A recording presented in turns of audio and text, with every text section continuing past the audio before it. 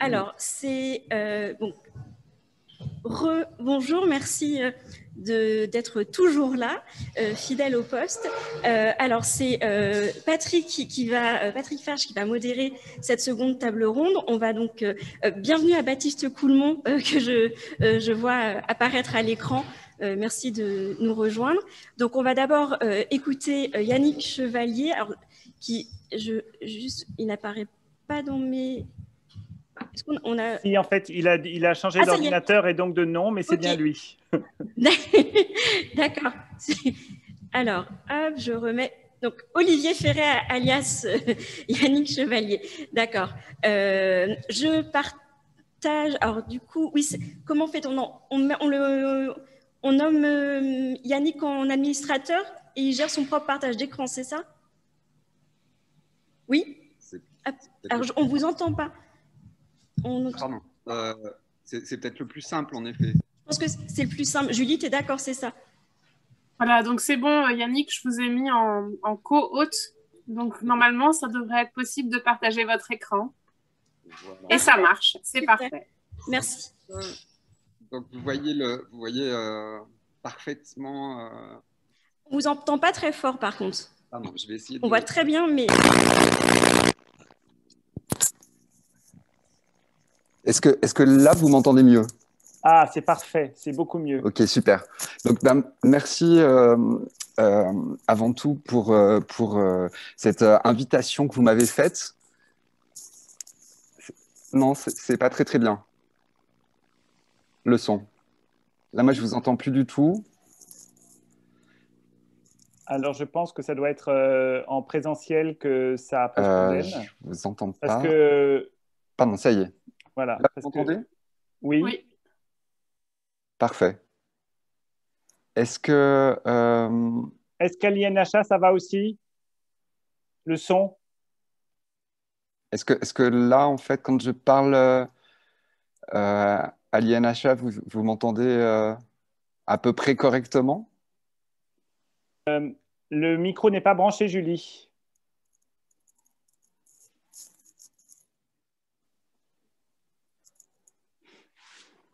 Il se passe un truc. Ouais, je ne sais pas. En tout cas, en visio, c'est parfait. Ah ben là, ils ont même coupé la caméra à l'INHA. Y a-t-il encore quelqu'un à l'INHA? Visio, on entend très bien. Ouais. Nous avons perdu une partie de nos... Roger, copy. Écoutez, Yannick, je crois qu'il faut quand même y aller. D'accord. Je vais essayer d'être en contact avec elle. D'accord. Très bien. Donc, avant de commencer, en fait, je voulais vraiment remercier l'association Mnémosine de l'invitation qui m'a été faite pour venir donc, intervenir à cette journée. Je dois vous avouer en fait être assez impressionné parce que il n'est pas toujours très évident en fait de parler devant des historiens et des historiennes, et surtout quand on voit l'empan en fait séculaire voire millénaire en fait des compétences des uns et des unes. Ma foi, c'est pas tout à fait simple en fait de parler depuis une position en fait qu'il est important que je précise d'emblée, à savoir en fait que donc moi je suis maître de conférence en grammaire et stylistique française à l'université Lyon 2. Et donc, c'est depuis en fait le XXe siècle et le XXIe siècle, et puis une autre discipline en fait que j'interviendrai. Et néanmoins, j'ai essayé quand même de rendre hommage à la discipline historique, puisque vous aurez remarqué que le titre que j'ai annoncé, hein, le genre grammatical, une catégorie utile d'analyse des disciplines du texte, évidemment, en fait, est donc un fémage rendu à John Scott, qui, donc, en 88, sous la traduction d'Eleni Varkas, nous donnait à lire en fait donc un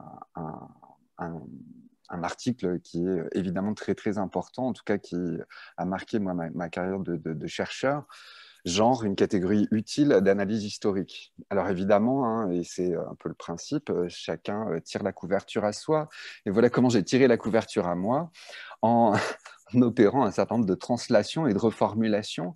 Et plutôt que de parler d'analyse historique, il me semble en fait que le point commun en fait à toutes et tous, quelles que soient nos identités disciplinaires, c'est que finalement en fait nous travaillons sur des objets empiriques qui sont à peu près communs, ce que j'appellerais ici les disciplines du texte, que l'on soit en littérature ou en histoire. Et évidemment, une deuxième translation, deuxième reformulation que je propose à partir de John Scott, c'est plutôt que de parler de genre grammatical. Et pourquoi en fait faire cette translation? C'est parce que le genre grammatical, et ça on l'a vu aussi dans les trois interventions qui viennent de nous être données, c'est que le genre grammatical, c'est un observable matériel. Et c'est à partir de cet observable matériel que toutes et tous, eh bien, nous construisons le genre, nous reconstruisons en fait ce passé, nous essayons de mieux le comprendre. Et voilà, quand on voit du genre grammatical féminin, eh bien, on en infère, et à très juste titre, qu'il s'agit de femmes dont il est question dans les textes qui nous occupent.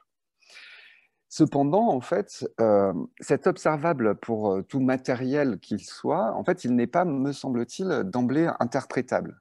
Car la signification du genre grammatical, elle est éminemment tributaire de son contexte d'emploi. Et là, je vais commencer en fait par énoncer un certain nombre de dimensions importantes pour interpréter le genre grammatical. Évidemment, hein, ce faisant, de jeter un peu le doute, ou en tout cas d'inviter à la prudence lorsque nous reconstruisons en fait le système du genre à partir de textes issus du passé. Un premier contexte dans lequel il nous faut replacer le genre grammatical en tant qu'observable, eh bien, c'est tout simplement le système morphologique de la langue du document qu'on est en train d'étudier, puisque, je vous le rappelle, enfin, et là je vais être très très rapide, il existe des langues qui ne possèdent pas de genre grammatical, il existe des langues qui ont 2 genres grammaticaux, dont le français, des langues qui possèdent 3 genres, et puis des langues qui possèdent plus que 3 genres, en fait, et généralement, dans ce cas-là, on commence à parler de langue à classe. Classe, en fait, puisque c'est propriétés donc morphologiques des substantifs, et puis d'autres parties de la langue, d'autres catégories linguistiques qui manifestent aussi du genre grammatical. Mais pour le substantif, en fait, le genre est associé à ce qu'on appelle aussi des classes sémantiques, c'est-à-dire qu'en fait, il y a un contenu sémantique qui est exprimé par le genre grammatical. Simplement, en fait, selon les langues, eh bien, là j'ai pris le cas d'une langue où il y aurait 2 genres morphologiques, le genre A et le genre B, en fait, ne signifient pas nécessairement femme ou homme, femelle ou mâle. Mais ça peut en fait signifier dans certaines langues d'autres oppositions sémantiques, par exemple entre de l'animé ou du non-animé, ou encore du personnel ou du non-personnel, autre manière de dire humain, non-humain. Autre chose qu'il est important de garder en tête, c'est que le genre grammatical, eh bien, en fait, il va être employé dans une langue qui va être la langue du document qu'on étudie.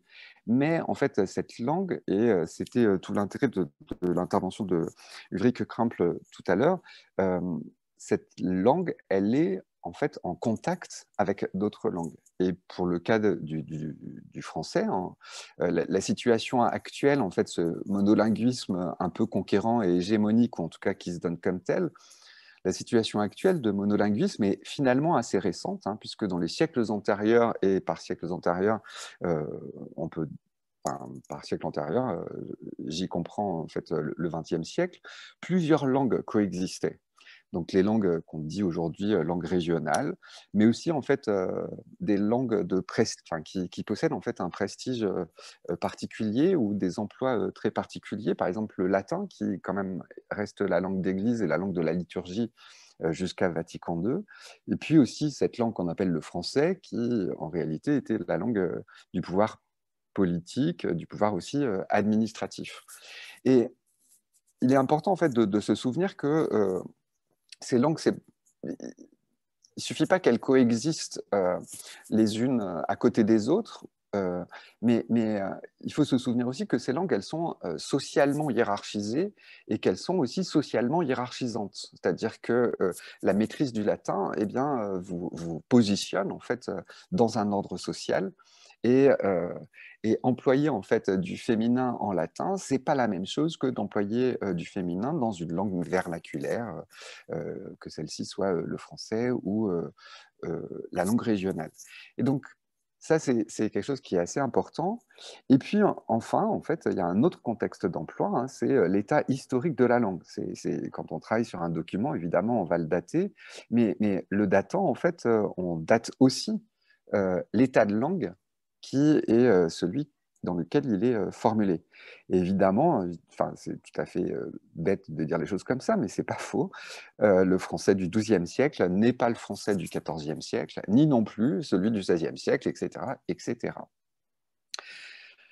Et donc, il me semble que le genre grammatical est un observable à situer historiquement et à interpréter contextuellement. Pour le dire autrement, en fait, cette signification du genre grammatical n'est peut-être pas si simple que ça à établir. Alors, comment, en fait, interprétons-nous aujourd'hui le genre grammatical en français? Eh bien, on part en fait de la valeur de base et cette valeur en fait semble quand même assez constante dans l'histoire du français, mais aussi dans la langue source qui est le latin. C'est que le féminin animé désigne des femmes et le masculin animé désigne des hommes. Et on a vu dans les interventions précédentes que, en effet, c'est bien cette valeur fondamentale du genre grammatical qui est exploitée pour subodorer en fait la présence de femmes dans des espaces sociaux, dans des métiers évoqués dans les textes. Et puis aujourd'hui, en français, on va dire contemporain, le masculin animé désigne aussi les collectifs mixtes, les hommes et les femmes.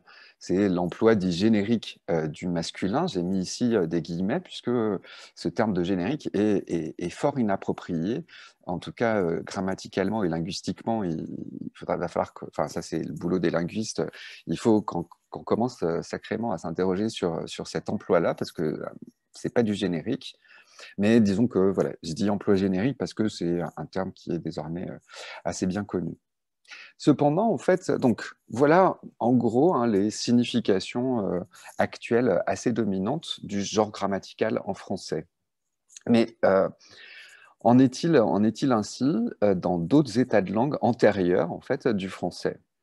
Parce que, et ça a été évidemment très évoqué par Julie tout à l'heure, dans les textes relevant de périodes antérieures, écrits dans un français ou dans une langue en fait qui voilà, est elle aussi historiquement située, ce qu'on constate, hein, c'est que pour désigner les collectifs mixtes, eh bien, en fait, on recourt à des doublets lexicaux. Je ne reprendrai pas l'expression de Diade, mais j'emploierai celle qui prévaut en fait dans ma discipline, un doublet lexicaux.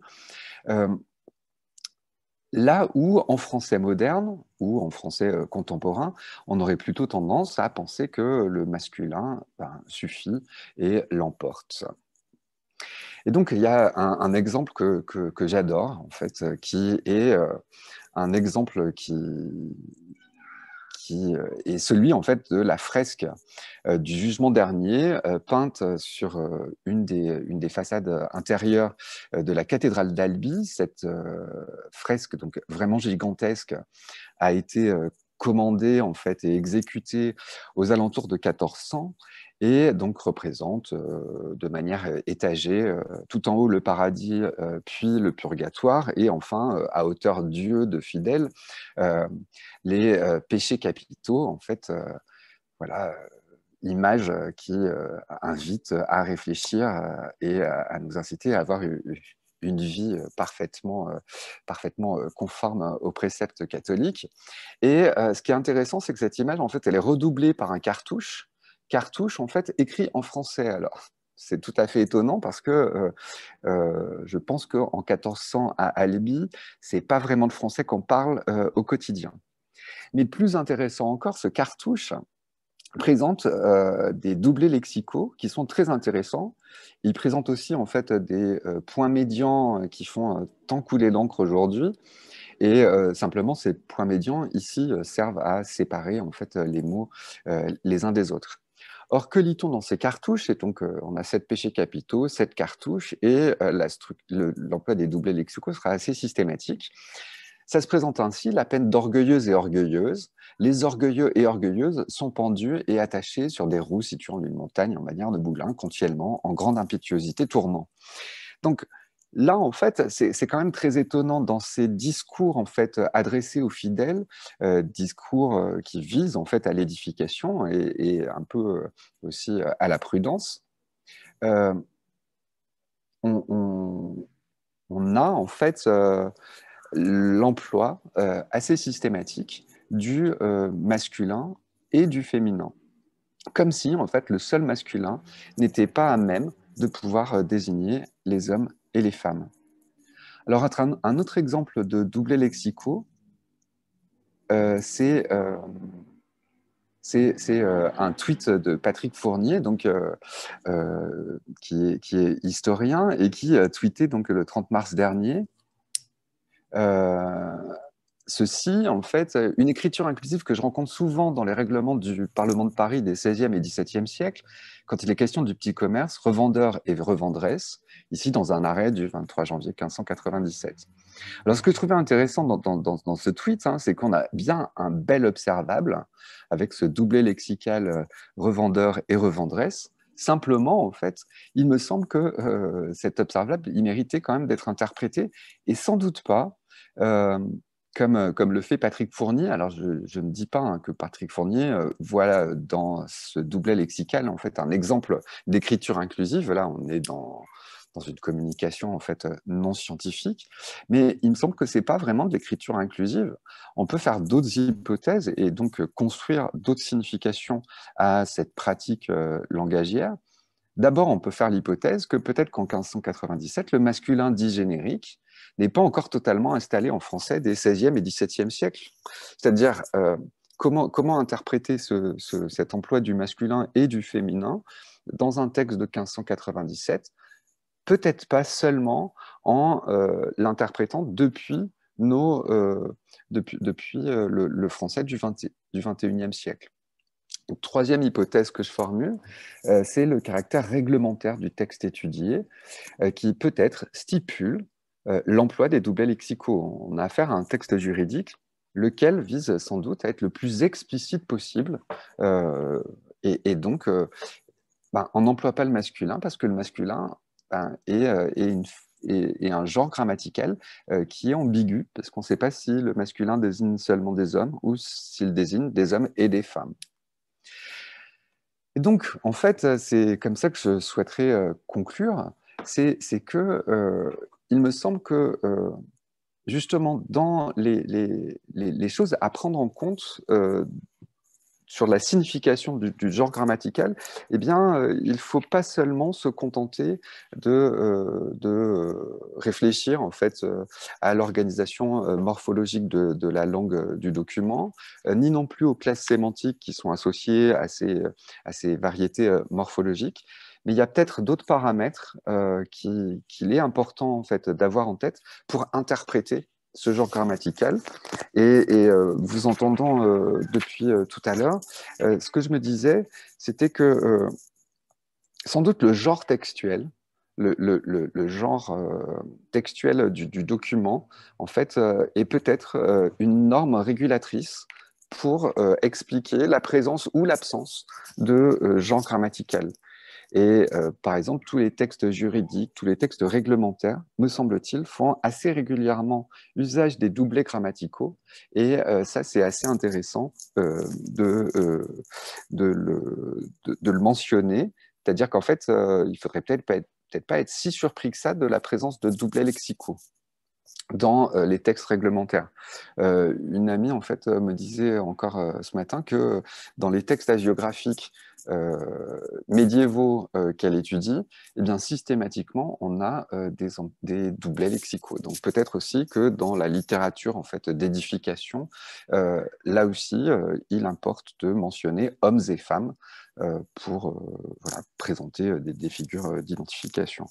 Je pensais aussi qu'il y avait peut-être que cet emploi en fait, du masculin et du féminin dans les textes, c'est peut-être aussi à associer à des classes sociales, à des pratiques discursives propres à des classes sociales, ce qu'en linguistique on appelle des sociolectes. Et ça, c'est en entendant tout à l'heure l'exposé sur les stèles funéraires ou sur ces textes voilà, qui font un petit peu rêver de malédiction, où là, en fait, on a affaire à des écrits qui ne sont pas des écrits produits par une élite ou par une classe cultivée. Est-ce qu'en effet, on n'aurait pas là, en fait, des traces d'autres manières de parler, d'autres classes sociales? Je voudrais finir juste, en fait, sur l'ambiguïté en fait, des formes de féminin employées avec des noms de métiers ou de fonctions qui désignent les épouses des hommes exerçant ces métiers ou ces fonctions. C'est l'emploi dit conjugal qui voilà, a pris quand même un sacré coup dans l'aile depuis une vingtaine d'années, mais qui reste quand même assez employé, en tout cas dans les textes du XXe siècle, mais aussi ceux du XIXe siècle. Or là, en fait, donc l'exemple type, hein, c'est la présidente de Tourvel dans les Liaisons dangereuses. Hein. La présidente de Tourvel, c'est pas celle qui préside en fait le Parlement ou le tribunal, mais c'est l'épouse du président. Et ça, en fait, c'est assez intéressant parce que justement, on voit bien que la langue, ou en tout cas les outils pour décrire la langue, ils peuvent nous induire en erreur. Et là, j'ai juste pris l'exemple que Eliane connaît bien hein, du dictionnaire de l'Académie française, où ambassadrice dans la première édition est définie ainsi: dame envoyée en ambassade. Donc c'est là, en fait, c'est bien une femme en fait qui exerce la fonction. La première édition du dictionnaire de l'Académie mentionne aussi un autre sens, hein, c'est le sens conjugal, la femme d'un ambassadeur, l'épouse d'un ambassadeur. Et puis, dès la deuxième édition, on voit que eh bien, les deux définitions en fait, sont renversées. Dans l'édition de 1718, ambassadrice désigne la femme d'un ambassadeur. Il s'est dit aussi autrefois d'une dame qui avait été envoyée en ambassade avec le titre d'ambassadrice. Et à partir de 1740, donc vous voyez, en fait, la langue évolue très très vite. Hein, ce féminin est associé à des significations qui sont très très rapides. En 1740, eh bien, ambassadrice, donc on retrouve la femme d'un ambassadeur. Il s'est dit aussi autrefois d'une dame qui avait été envoyée en ambassade avec le titre d'ambassadrice. Et puis on a aussi un sens figuré qui apparaît, ambassadrice, se dit aussi au figuré, vous m'avez envoyé une belle ambassadrice. Et donc là, en fait, c'est quelque chose que je trouve très délicat à utiliser, à interpréter ce genre grammatical, parce que si on s'en tient en fait aux outils de description qui sont des outils contemporains des documents qu'on étudie, eh bien quelquefois les paraphrases définitionnelles nous induisent en erreur. Et si les noms de métiers au féminin en fait sont systématiquement paraphrasés par épouse de, ma foi en fait on va peut-être invisibiliser en fait des femmes qui effectivement étaient au travail. Voilà, donc c'était un peu ces remarques qui me sont venues en fait en vous entendant et en préparant ce travail-là. Je vous remercie.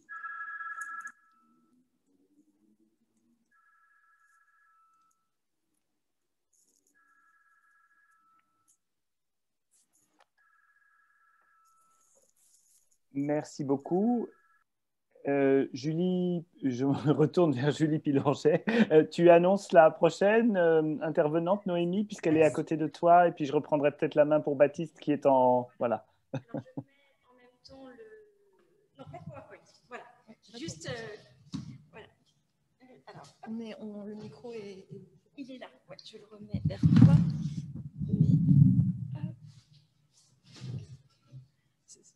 Donc, Noémie Marinier, donc nous écoutons à présent.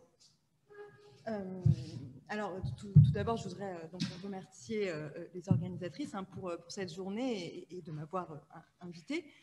Donc, dans ces événements pluridisciplinaires qui sont finalement pas si fréquents, et j'en reparlerai un peu plus après. Alors, je voudrais aborder un autre aspect de la prise en compte du genre au sein des sciences du langage que celle du genre grammatical, finalement pour apporter un autre regard que celui de Yannick, un peu complémentaire, je pense, et pour vous parler des questions de genre et de sexualité abordées plutôt depuis la sociolinguistique et l'analyse du discours, donc sous l'angle des pratiques langagières toujours, puisque c'est dans ces sous-disciplines que s'ancre mon travail. Je monte le son à la demande de... Je fais une éruption. Est-ce que c'est mieux? Oui, il faut que je parle, en fait. Oui, parce que sinon, ça ne sert à rien. Oui, en fait, je pense que c'est aussi peut-être loin du micro. Alors, il y a... Ouais, c'est ça. Okay. Il y a plusieurs points de départ à mon propos aujourd'hui que je voudrais essayer de développer. Déjà, un premier constat qui est qu'au sein des études de genre, il est désormais assez coutumier et habituel de dire que le sexe et le genre sont construits par les discours, ce qui peut évidemment donner lieu à des débats, je pense à certaines positions de Delphi récentes, mais on va dire qu'en tout cas le mouvement de dénaturalisation et de désessentialisation du sexe et du genre conduisent à considérer que ceux-ci sont des constructions sociales. Et comment sont construites ces constructions, si je puis me permettre, par tout un ensemble de pratiques, d'activités, d'idéologies, mais aussi de discours. On pense aux travaux de Butler largement centrés sur cette question. Mais l'importance du discours, elle est régulièrement soulignée dans diverses disciplines qui s'intéressent au genre, pas du tout qu'en philosophie, donc en sociologie, en anthropologie, en histoire. Et ce qui peut me frapper en tant qu'analyste du discours, c'est que cette idée du genre construit par les discours, qui donc traversent diverses disciplines, elle est en fait assez rarement assortie d'une réelle analyse des matérialités langagières, et la linguistique et les outils de la linguistique sont finalement peu convoqués pour analyser cette construction discursive qui peut même en rester à une pétition de principe, à un endroit où je pense que justement il y a une interdisciplinarité qui serait particulièrement fertile à mobiliser. Mon deuxième constat, deuxième point de départ, qui est donc plus connecté à l'actualité, c'est que finalement, quand la linguistique est mobilisée par les autres disciplines, en ce qui concerne les questions de genre, c'est pour parler du marquage du genre, ou plus récemment de l'écriture inclusive, puisque c'est l'expression qui semble être retenue. Et donc, grosso modo, de genre grammatical, ce qui finalement n'est qu'une facette de ce que la linguistique a à dire du genre déjà. Et puis, d'autre part, les demandes qui sont faites sont souvent assez normatives, de fournir des guides de féminisation, d'inclusivisation, etc., selon comment on les appelle encore une fois. Donc, je suis un peu déconcertée, j'avoue, d'être assez souvent sollicitée depuis quelques années sur ces questions d'écriture inclusive, déjà parce que je ne travaille pas du tout sur ces questions, et aussi par la nature de ces demandes, qui sont plus souvent des demandes de comment faire, avec des gens un peu déçus quand on leur répond vous faites comme vous voulez et qu'on leur parle d'autre chose. Voilà, donc je pars de ce double constat d'une certaine illisibilité des recherches en sociolinguistique et en discours sur le genre et les sexualités, alors même que je pense qu'elles peuvent être fertiles dans une perspective interdisciplinaire. Et je pense, je dis aussi je précise que je pense que la linguistique est assez coupable de cela en France, de cette illisibilité, puisqu'elle peut avoir un peu de mal avec l'interdisciplinarité. Et en ce qui concerne les recherches sociolinguistiques sur le genre et la sexualité, elles sont quand même principalement anglophones. On est assez peu nombreuses en France. Donc l'idée, c'est d'abord de vous présenter assez rapidement du coup ce sont que ces travaux, Donc en prenant pour axe cette construction du sexe et du genre, qui est une question importante pour moi dans mon travail, donc je vous en dirai quelques mots tout à l'heure, plutôt sur la fin, et d'essayer de dégager dans certains axes dans un champ qui est vraiment énorme, mais donc qui est surtout anglophone. J'ai donc pas du tout ni prétention à être objective, et j'essaye d'isoler des axes qui sont en général travaillés ensemble, et donc parfaitement interreliés. Donc déjà, on peut dénombrer un certain nombre de travaux qui s'intéressent à la construction et la production des identités de genre et des identités sexuelles à travers les discours, donc en travaillant sur les ressources langagières qui sont mobilisées en contexte pour produire de l'identité, et en considérant donc cette production de l'identité comme une activité contextuelle, relationnelle, interactionnelle et performative. Donc, je pense vraiment à des travaux sur la construction des identités par l'utilisation de ressources propres à une communauté, avec des études assez fines donc, sur les ressources linguistiques mobilisées. Et ça me semble important de noter qu'elles ce ne sont pas que des ressources lexicales, parce que c'est aussi, je pense que, une fascination du lexique, alors que ça peut être à d'autres niveaux de la langue. Je pense par exemple aux études de Bill Lipp sur comment le fait de mentionner dans les interactions certains lieux queer, notamment des bars, au sein d'un contexte hétéronormé, peut servir d'allusion pour dire et signifier sa sexualité, en fait de s'outer sans le faire, juste auprès de ceux qui peuvent comprendre l'allusion dans ce contexte, et avec aussi vraiment parce que c'est toujours un peu compliqué de parler d'identité, mais des identités vues évidemment comme plurielles, complexes, contradictoires. Je pense aux travaux de Hall et Buchholz sur les filles nerds et comment l'identité nerd collusionne plus ou moins bien avec l'identité de femmes sexuellement actives. Voilà. Un second axe que je voudrais évoquer concerne la construction du genre ou de l'hétéronormativité en interaction. Alors là, j'entendrais moins genre comme identité, comme je l'ai un peu fait auparavant, que comme rapport et comme système de domination. Donc finalement, comment le genre est mobilisé pour faire du sens social à travers les discours.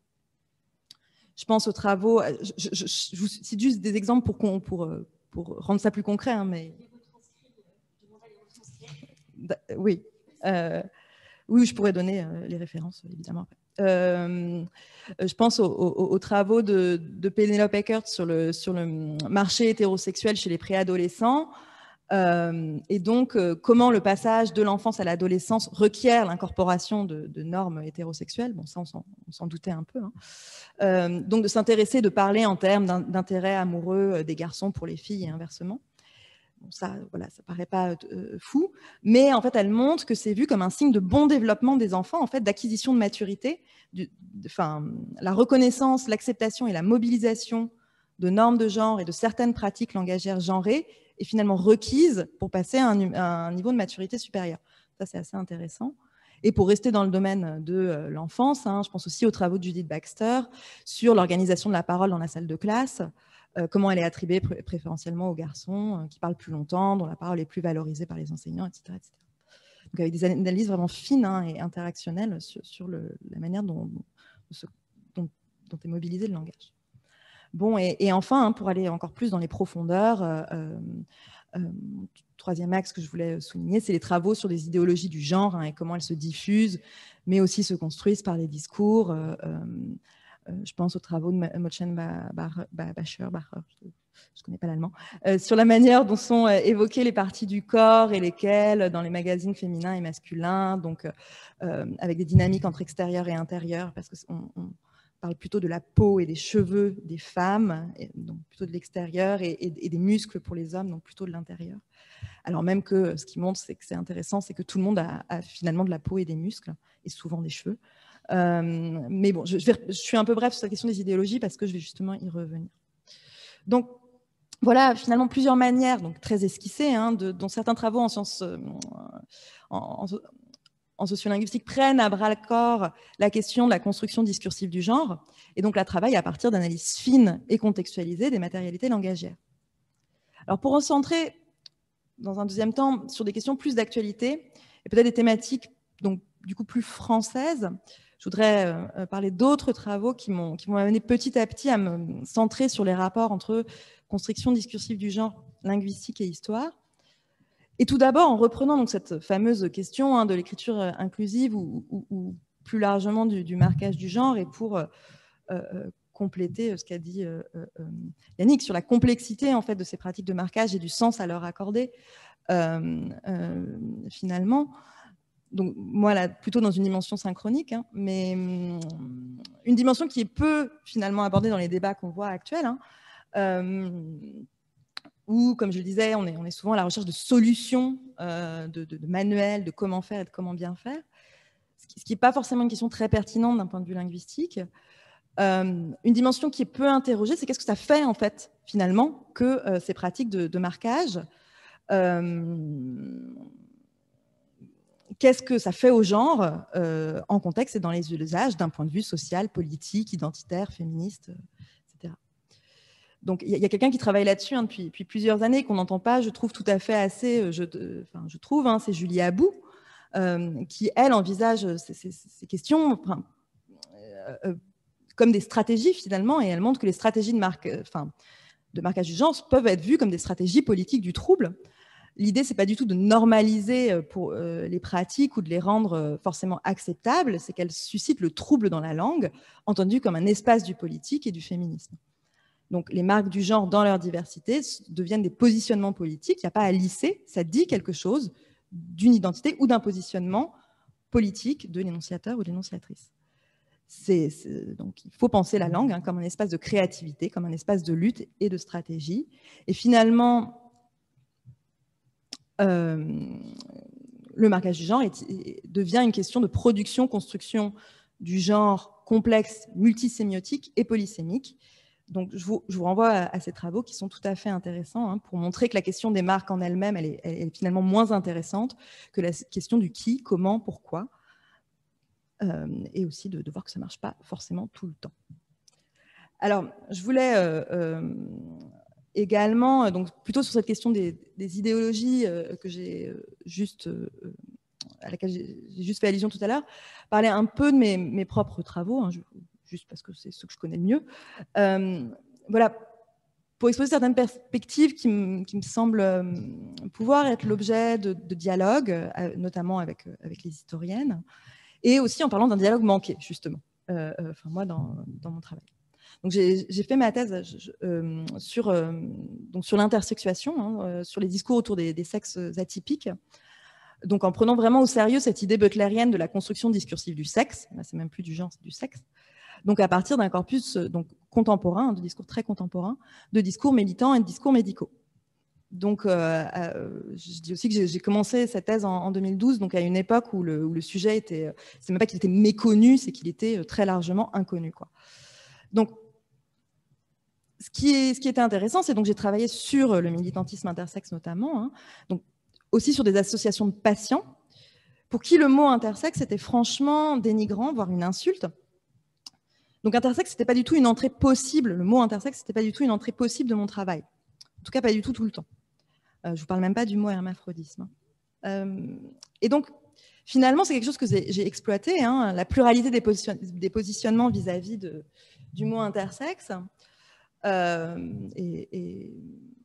et d'autres mots, notamment sexe et genre, en fait, tout simplement, qui dessinaient des positionnements idéologiques face aux genres différents, alors que je parle bien des mêmes personnes concernées, des personnes concernées par l'intersexuation. Donc, je suis partie de cette idée assez classique en analyse du discours que les mots changent de sens en fonction de ceux qui les emploient pour constituer un corpus de discours de personnes qui exhibaient vis-à-vis de phénomènes linguistiques des positionnements différents.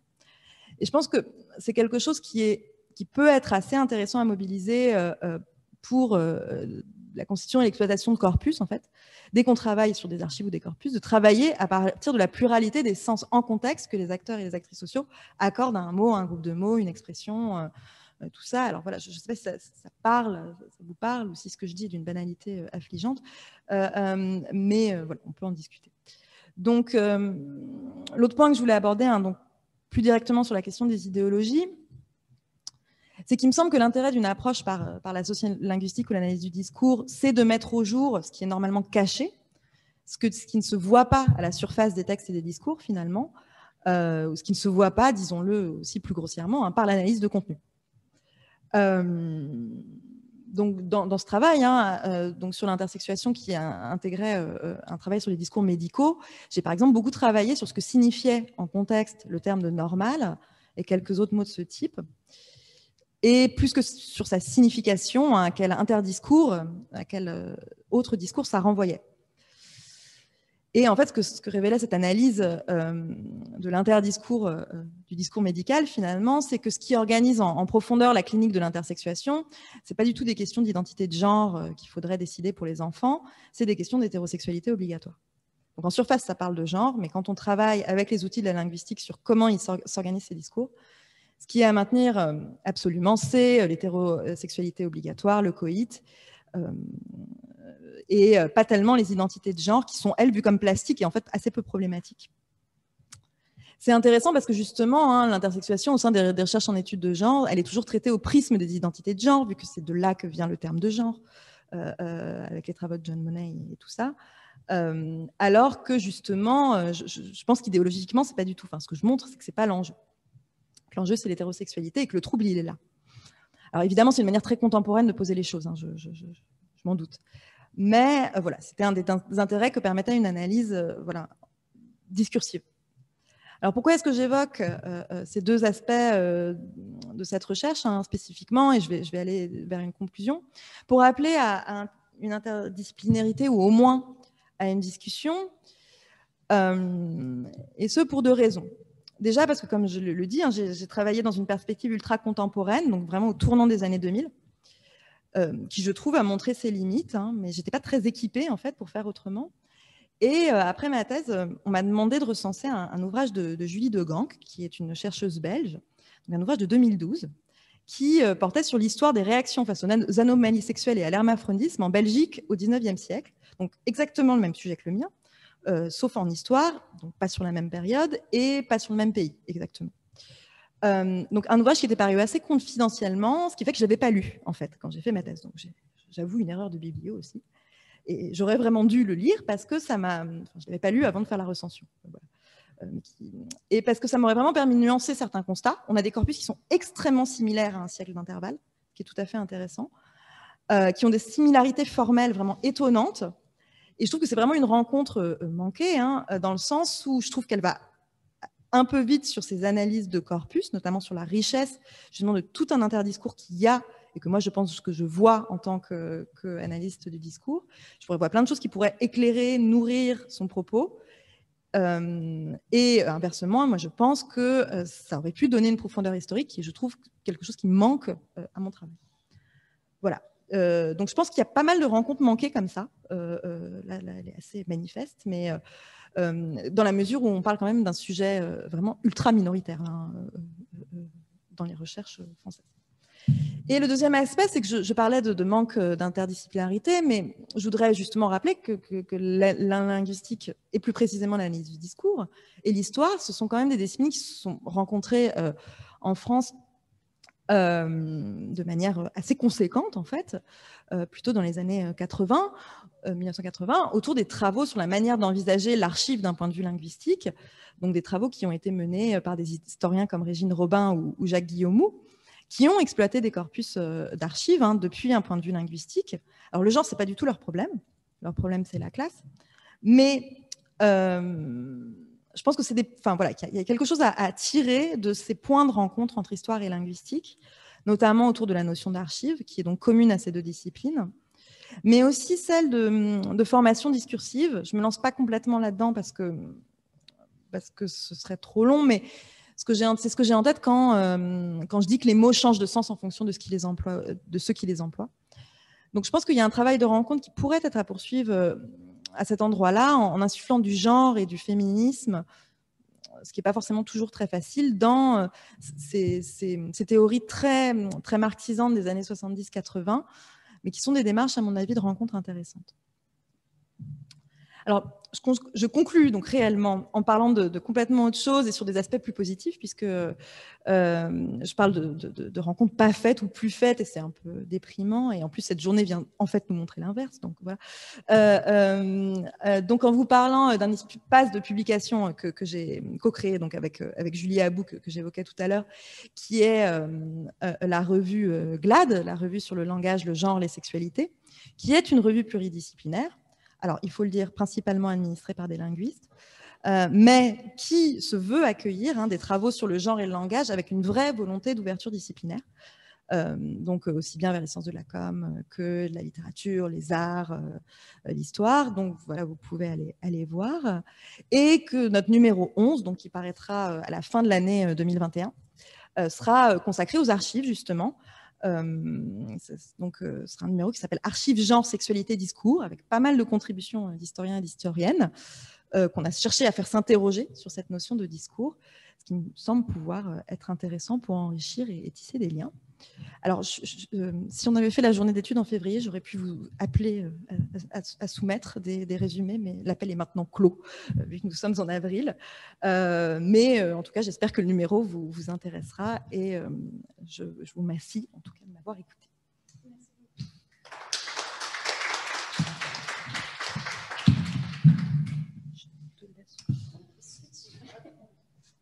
Merci. Je me permets... Ah non, Julie, tu es là. Vas-y, Julie. Non, mais vas-y. J'allais juste représenter un autre visage de l'INHA, mais on va écouter Baptiste Coulmont et du coup, on peut donner. J'ai réceptionné le PowerPoint, mais on peut en fait donner la main à Baptiste. Ça sera aussi simple pour gérer le PowerPoint. C'est Julie, je pense, qui le fait. C'est fait. C'est fait. Est-ce que vous pouvez juste dire un mot pour voir le son? Alors, on vous entend, oui. Ah non, nous, on n'entend pas. Non, on ne vous entend pas. À distance, on n'entend pas. Ah, il y a peut-être un truc. Là, maintenant, ça va. Là, on t'entend, oui. Ça y est, c'est bon. Donc, je coupe le micro ici. Sauf qu'il faut que je trouve le PowerPoint quelque part? Non. Alors, en fait, vous l'ouvrez et après, vous partagez votre écran. Est-ce que tu veux le partager toi ou est-ce que... En fait, on vous a ouvert les doigts, donc vous faites... Je peux partager l'écran. Ok, je vais partager l'écran, mais il faut que j'ouvre le PowerPoint avant. Ouais. D'accord.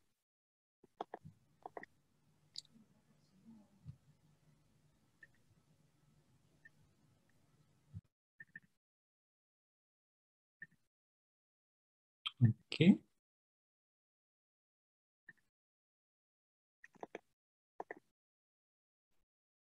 Ça va mettre juste une petite minute.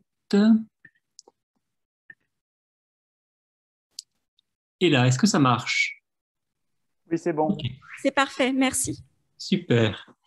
Bien, merci beaucoup, merci de l'invitation. J'espère que ce que je vais dire sera pas trop ennuyeux et que vous apprendrez des choses. Donc, je vous remercie beaucoup. Je vais parler de prénoms, des prénoms qu'on donne et des prénoms qu'on utilise et de genre. Alors, ok. Premier point, le choix des prénoms fait l'objet de stratégies variées, notamment depuis qu'on est passé en gros de prénoms transmis à des prénoms choisis. Bien sûr, il existait des stratégies dans le cadre de la transmission des prénoms, parce qu'on pouvait choisir, par exemple, le parrain en fonction du prénom qu'on souhaitait donner, mais en général, on choisissait le parrain pour des raisons plus matérielles, et s'il transmettait son prénom, c'était qu'une conséquence des choses. Les stratégies sont plus évidentes quand le prénom est maintenant entièrement choisi, et ne fait plus l'objet de contrôle. L'un des problèmes, c'est la difficulté de repérer ces stratégies et même la connotation que le prénom peut avoir après quelques années et Un géographe avait pu dire qu'un prénom, en quelque sorte, c'était un poème dans une langue inconnue dont on a perdu les dictionnaires. Donc, ce qu'on va essayer de retrouver ici, c'est une toute petite partie du dictionnaire. Alors, on démarre avec le choix du prénom. Aujourd'hui, en France, donner le prénom, c'est une affaire genrée parce que ça reste une affaire de mère. Il y a très peu de travaux de sociologues qui se sont intéressés au contexte précis du choix du prénom. Mais dans le cadre d'une enquête qui s'appelle l'enquête ELF, E-L-F-E, enquête longitudinale sur les familles et l'enfance, ou la fécondité et l'enfance, il y a eu toute une série de travaux qui se sont penchés sur le choix du prénom. Donc, dans l'enquête quantitative, il y avait une question sur la personne qui avait donné le prénom, et dans les post-enquêtes qualitatives, il y a eu des travaux, notamment des travaux par Anne Paillet et Carole Brugel autour de cette enquête. Et elle conclut en disant que le prénom, c'est une affaire de mère, même parce que bien que les couples font état de discussions dans le cadre du choix du prénom et mettent en scène une entente conjugale, elle conclut en disant que le rôle des mères dans les négociations menées entre les deux parents apparaît prépondérant. Tout se passe comme si le rapport de force était largement favorable à la mère. Bien sûr, on est là dans le cadre de couples hétérosexuels. Et assigner un prénom à la naissance, c'est une affaire de genre. Alors, c'est un peu ça qu'on va voir aujourd'hui. Même si les parents, quand ils vont décrire le choix du prénom, vont pas dire on voulait un prénom de garçon pour un garçon, hein, ils vont utiliser des termes d'apparence neutre, hein, on voulait un joli prénom, on voulait un prénom mignon, un prénom sympa, on voulait pas un prénom de plouc, donc un vocabulaire de classe. Mais les parents, c'est ce qu'on va voir, retiennent pour leurs enfants des prénoms très peu ambigus. Juste avant de le voir, on peut parler aussi des changements de prénom. En deux mots, il y a autant d'hommes que de femmes en France qui demandent à changer de prénom. Et pour les cas de personnes transgenres, autant de passages, on va dire, pas de surreprésentation. Mais des arguments parfois différents. Notamment parce que, et c'est ce qu'on va le voir, les terminaisons de certains prénoms féminins sont un marqueur de l'âge qui apparaît fortement discordant pour certaines personnes, notamment les prénoms en « et » pour des personnes plus jeunes été décrits comme une des raisons pour lesquelles le prénom était changé, chose qu'on ne voyait pas avec des prénoms masculins, parce qu'il n'y avait pas ce rappel aussi fort d'un décalage entre l'âge du prénom et l'âge vécu. Et en même temps, il y a des utilisations semblables du changement de prénom entre hommes et femmes. Hommes comme femmes vont chercher à se rajeunir quand ils vont changer de prénom, c'est-à-dire qu'ils vont prendre un prénom d'une génération plus jeune que le prénom qu'ils et elles abandonnent, bien sûr sans le dire explicitement, mais en s'ajoutant en quelque sorte un petit rajeunissement. Maintenant, on va passer à un constat statistique.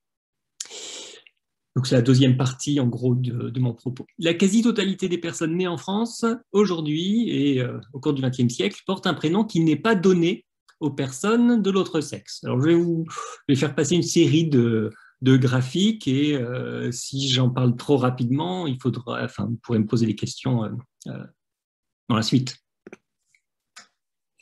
D'abord, on a affaire à une sorte d'hégémonie des prénoms non mixtes. Donc là, la courbe violette indique la proportion des personnes qui portent un prénom porté par plus de 99,9% de personnes du même sexe. Donc ça peut être Léa pour un prénom de fille, ou qu'est-ce que j'avais regardé pour les prénoms de garçon? Jean. Il y a quelques filles qui s'appellent Jean, parce que c'est peut-être des gens anglophones, mais il y en a très très peu en France.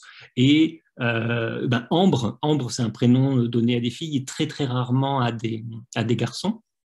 Et donc entre 75 et 95% des enfants portent un prénom dont, en gros, hégémoniquement du même sexe. Et plus de 96% des enfants portent un prénom dont plus de 90% des porteurs sont du même sexe. Donc la discordance, l'ambiguïté, le passage des frontières est rare. Alors, on va tourner les choses un peu plus simplement. Quelle est la part des enfants qui portent un prénom mixte ou épicène? Ici, j'ai pris mixte au sens d'un prénom qui compte au moins 20% de porteurs de l'autre sexe. Donc, 20%, c'est pas beaucoup, mais quand même, quand un prénom est porté par, on va dire, 70% de garçons et 30% de filles, c'est un prénom qui va être vu comme un prénom mixte. Et la proportion varie au cours du XXe siècle. Autour de 0,5%, donc 5 pour 1000, moins de 1% jusqu'aux années 2000, sauf avec ce pic étrange des années 1950 aux années 1975, qui ne sont pas connus pour être une période de fluidité des frontières de genre, et en fait c'est dû à un seul prénom, c'est dû au prénom Dominique. Si on enlève Dominique, vous voyez que la courbe montre une autre tendance. Et donc c'est Dominique qui exprime ce pic. Donc en gros, jusqu'aux années 2000, 0,5% des bébés, 5 bébés sur 1000, reçoivent un prénom épicène. Ça augmente, on le voit après 2000, ça augmente en lien avec l'augmentation très très importante des prénoms rares. Des prénoms très très rares, des prénoms qui vont être donnés une dizaine ou une quinzaine de fois dans l'année. Et ces prénoms sont suffisamment rares pour que personne ne les ait entendus avant. Et il est probable que les personnes n'ayant entendu ce prénom ou ne connaissant des enfants portant ce prénom, les parents sont persuadés de donner, entre guillemets, un prénom de garçon et d'autres persuadés de donner un prénom de fille. Et à la fin, les enfants se retrouvent avec un prénom qui est mixte ou épicène, mais pas parce que les parents souhaitaient donner un prénom mixte ou épicène. Et parfois, ces prénoms vont basculer d'un endroit, enfin, basculer d'un pôle à l'autre quand le prénom devient plus connu. Et on voit ça avec l'augmentation du nombre de prénoms épicènes. Il y avait une cinquantaine de prénoms qui pouvaient être des prénoms mixtes, et depuis le début des années 2000, il y a eu une multiplication par 3 ou 4 du nombre de prénoms épicènes,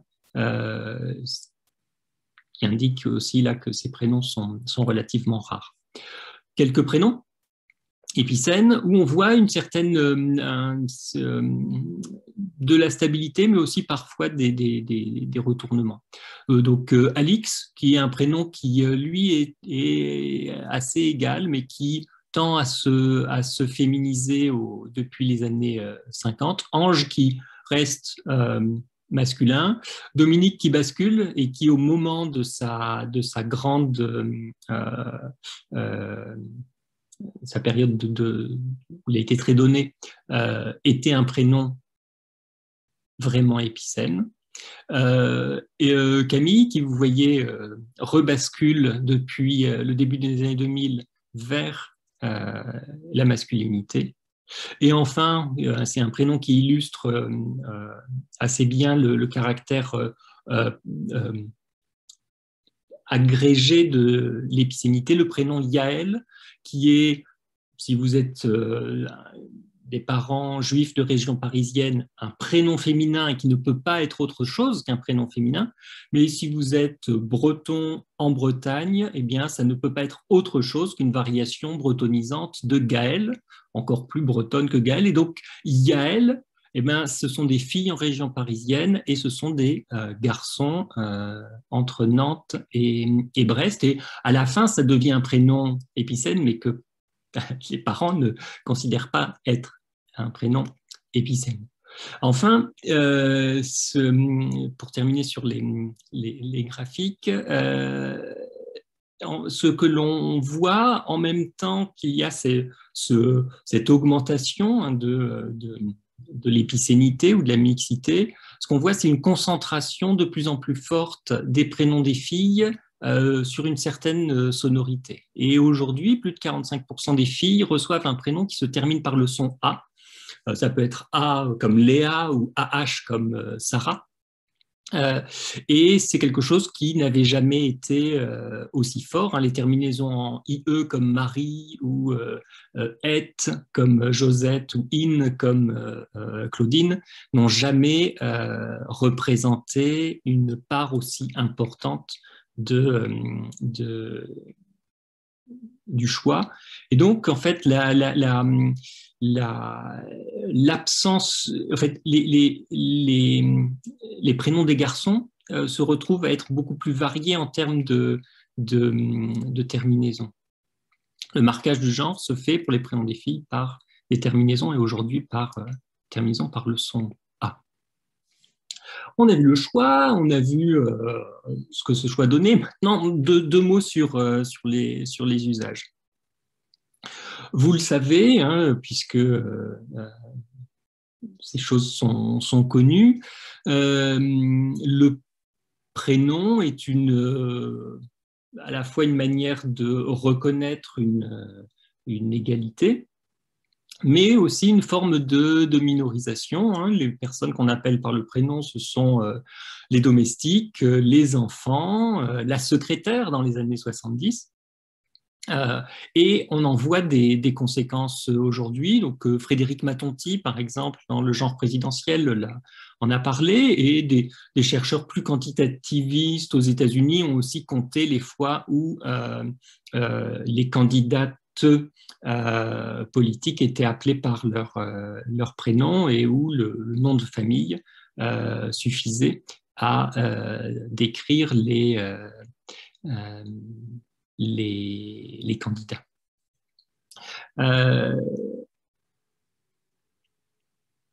Il y en a des traces, et c'est dessus que je vais terminer, dans les usages que font aujourd'hui mes collègues sociologues des prénoms. Vous le savez, si vous avez ouvert un article de sociologie, cet article va vous parler de Karim, il va vous parler de Marie-Claude, qui est ouvrière qualifiée, il va vous parler de la maman de Léa, si vous faites de la sociologie de l'éducation. C'est quelque chose, l'usage des prénoms pour anonymiser les enquêtés, qui est récent et qui aujourd'hui est une véritable épidémie, hein, avec un taux de contamination de 50% des articles en 2020, hein, 50% des articles publiés dans cette revue centrale de la sociologie en France anonymisaient les enquêtés par le prénom. Et bien sûr, ça conduit à voir dans le monde social non plus un monde structuré par des appartenances on va dire de classe, mais par des formes de relations entre individus. Et surtout, c'est aussi une mise en scène du ou de la sociologue qui va appeler ces enquêtés par le prénom en se mettant à la fois en position de familiarité avec ces enquêtés, entre guillemets, mais aussi en une sorte de position surplombante. Les seules personnes que les sociologues n'osent pas appeler par leur prénom, ce sont bien sûr les personnes situées plus haut que dans l'espace social, puisque le marquage de la familiarité se fait plutôt avec les petits, le petit peuple des enquêtés, plutôt qu'avec les personnes détenant de par leur fonction des positions de domination.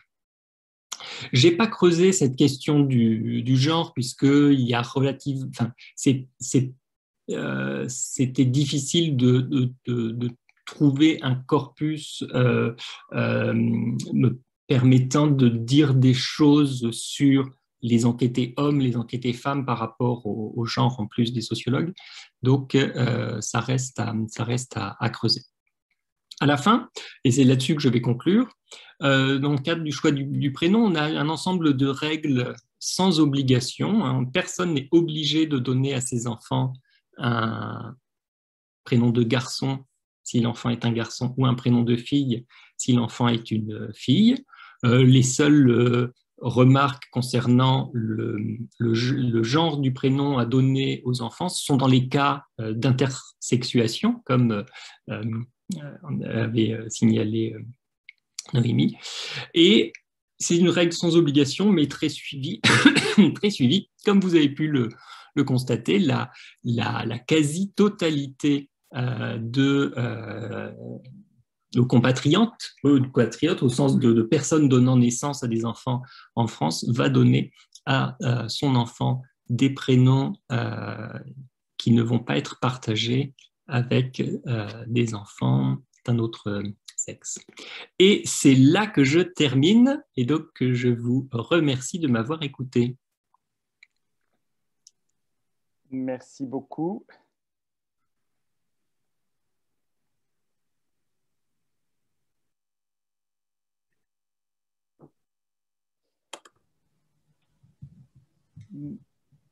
Merci beaucoup, c'était passionnant.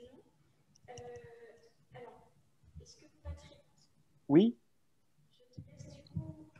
Oui. Du coup, je laisse la place à Noémie. On peut se mettre comme ça. Voilà. Les venants sont en visio.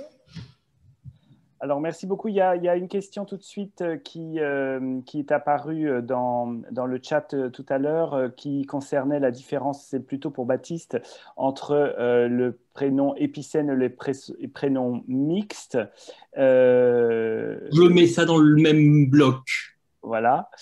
Une autre question, là tout de suite, dans le chat, dans le cadre de l'anonymation des entretiens, y a-t-il des références et ou des conseils pour anonymiser les enquêtés autrement que par le prénom? Y a-t-il d'autres moyens? Peut-être que ça pourra faire partie de la discussion plus générale, mais y a-t-il d'autres moyens que de passer par le prénom? Et puis, pour ouvrir un petit peu la discussion, je retiendrai donc 4, disons, thèmes transversaux qui vous concernent toutes et tous les trois. Bon, d'une part, j'espère que le dialogue transdisciplinaire qu'a voulu Julie Pilorget est aujourd'hui réussi et que ce n'est pas un dialogue manqué. Ça, je pense que voilà. Ensuite, j'étais très intéressé évidemment par ces mots du genre en fait, hein, et je retiens le thème aussi de Yannick sur les disciplines du texte et peut-être plus largement avec Yannick et Noémie les disciplines du discours.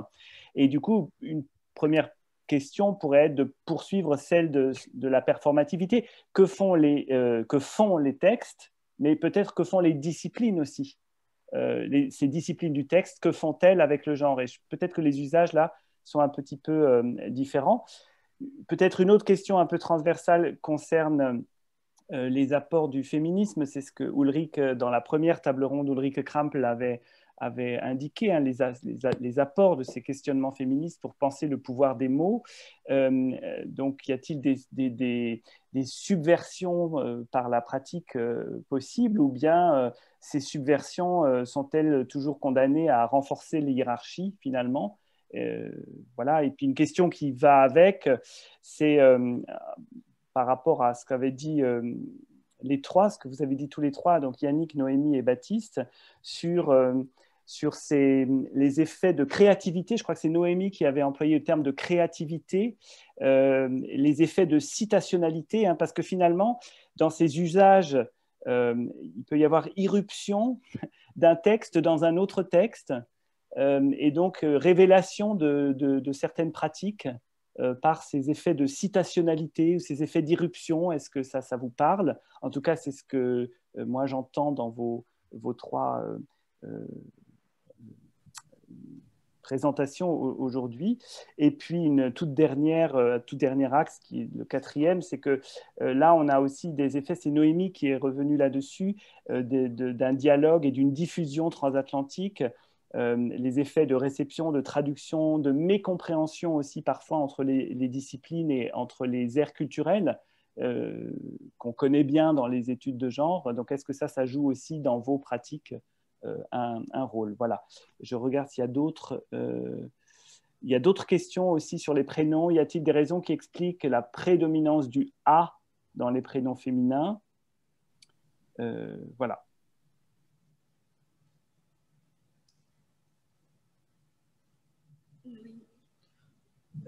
Oui, alors oui, moi, les questions de citationnalité, ça me parle plutôt beaucoup.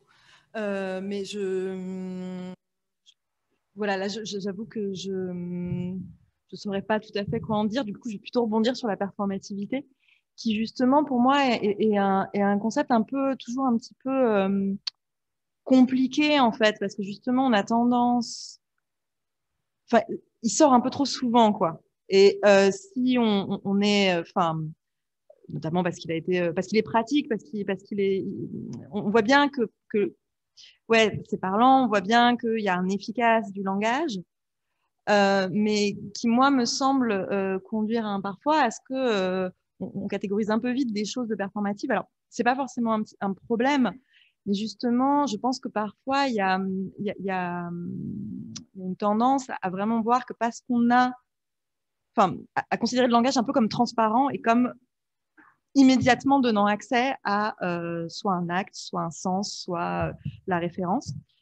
Voilà un peu une des raisons pour lesquelles je trouve qu'il est parfois peut-être un peu trop souvent mobilisé. Je sais pas, c'est vraiment un avis personnel. Hein.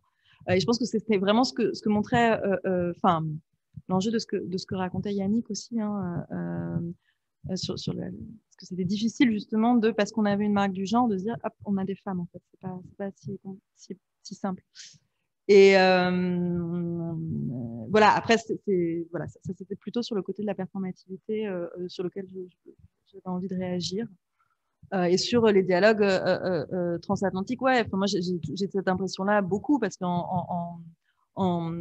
sur tout ce qui est genre et langage, le chant, par exemple, dans le monde anglophone, ne s'organise pas du tout de la même manière. Il est beaucoup plus lié, en fait, aux sciences sociales d'une manière générale, à l'anthropologie, à la sociologie.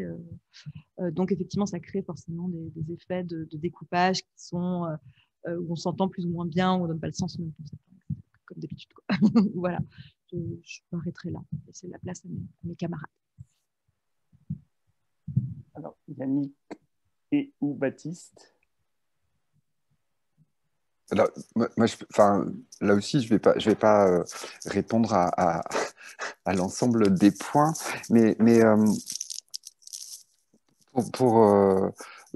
pour les disciplines en fait des sciences du langage et Noémie a très bien fait de rappeler en fait qu'elles sont variées, hein, et qu'il y a une multitude d'approches et de paradigmes scientifiques qui coexistent, s'affrontent, etc.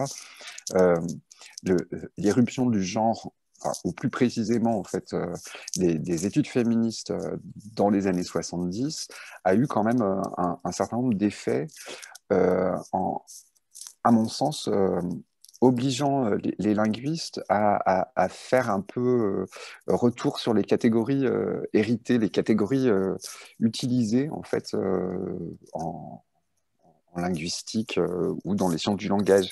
Et par exemple, alors Noémie a cité les travaux de Julie Abou, mais on peut peut-être aussi mentionner les travaux de Claire Michard, qui, dès les années 80, en fait, a entrepris un travail en fait épistémologique en examinant en fait le discours des linguistes lorsque ceux-ci et celle-ci, et là le celle-ci était un singulier, parlent du genre et du genre grammatical.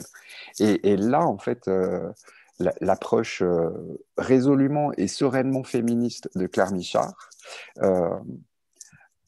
montre quelque chose d'assez étonnant, c'est que les sciences du langage qui se bardent en fait de toute la scientificité, le jargon, etc., eh bien, en fait, manifeste ce que les althusériens en fait nomment une philosophie spontanée de savants et une philosophie qui est quand même sacrément androcentrée et très patriarcale. C'est-à-dire que et c'est pas mince en fait que d'avoir montré ça. Parce que évidemment là, Michard travaillait sur les imaginaires en fait des grammairiens, des linguistes parlant du genre. Mais finalement en fait, il faut pas oublier que les linguistes et les grammairiens sont des sujets parlants comme les autres et que vous et moi en fait, nous avons en fait des imaginaires langagiers. En fait, on associe en fait des significations au genre grammatical et pas que le genre grammatical, Noémie l'a rappelé, et que ces imaginaires-là, en fait, finalement, en disent plus long sur nous que sur les textes, sur les documents, sur les archives en fait qu'on travaille. Et ça, c'est me semble-t-il en fait un des grands apports en fait des études sur le genre et des études féministes que d'avoir mis en évidence ça. Et c'est vrai que les travaux de Julie Abou en fait ont confirmé assez spectaculairement en fait le travail de Claire Michard, puisque Julie Abou en fait a travaillé sur d'une part des documents en montrant que dans les écrits dans le corpus qu'elle travaillait, eh bien en fait il y avait un tumulte graphique, c'est-à-dire qu'il y avait dans certains tracts des points E, dans d'autres le recours assez systématique aux doublés lexicaux, etc. Mais que tout ça, en fait, si on interroge les gens qui produisent ces documents-là, eh bien en fait renvoie à des imaginaires, à des significations qui sont assez prégnantes et assez partagées. Donc ça, c'est vraiment des choses très intéressantes. Et quelquefois, en fait, il me semble que dans les travaux historiques, eh bien, en tout cas, dans des travaux historiques que je connaissais, qui ne sont pas en fait des travaux historiques très contemporains, mais plutôt le discours des historiens de la langue, en fait, on va dire du 1er 20e siècle, et bien là, en fait, ces imaginaires langagiers qui habitent les historiens de la langue jouaient à plein et faussent un peu l'interprétation des faits établis, en fait, textuellement. Baptiste ? Ouais. J'ai remis, c'est bon ? Sur la citationnalité, oui, mais du point de vue des usagers des prénoms, choisir un prénom, c'est évidemment entrer dans un espace de citation, puisque les prénoms, presque tous étaient utilisés, sauf si vous arrivez à inventer un prénom. Donc, c'est un ensemble lié à un ensemble de contraintes que les parents vont se donner. Pour ce qui est du féminisme, moi, ce que je vais ici retenir, juste l'exemple que je vais retenir, c'est l'usage du prénom dans les mouvements féministes des années 60-70. Je ne sais pas exactement à quel moment ça va apparaître, mais il y a cet usage du prénom et du refus de l'usage du patronyme, donc un ensemble d'éléments qu'on va voir et qui s'inscrivent dans une période historique de diffusion de l'usage du prénom au-delà de la famille, qui a été visiblement peu théorisé, autant l'abandon du nom du père, oui, autant le fait d'utiliser que les prénoms, à part dire ici on n'utilise que les prénoms, je n'ai pas trouvé beaucoup d'éléments. Après, quelqu'un pose, donc je vais répondre aussi aux autres questions. Là.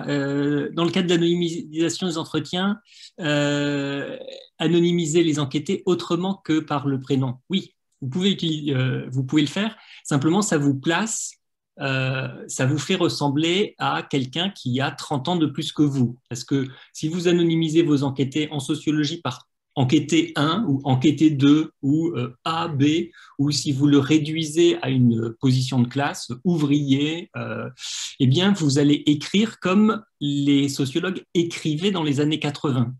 Et vous n'allez pas réussir à décrire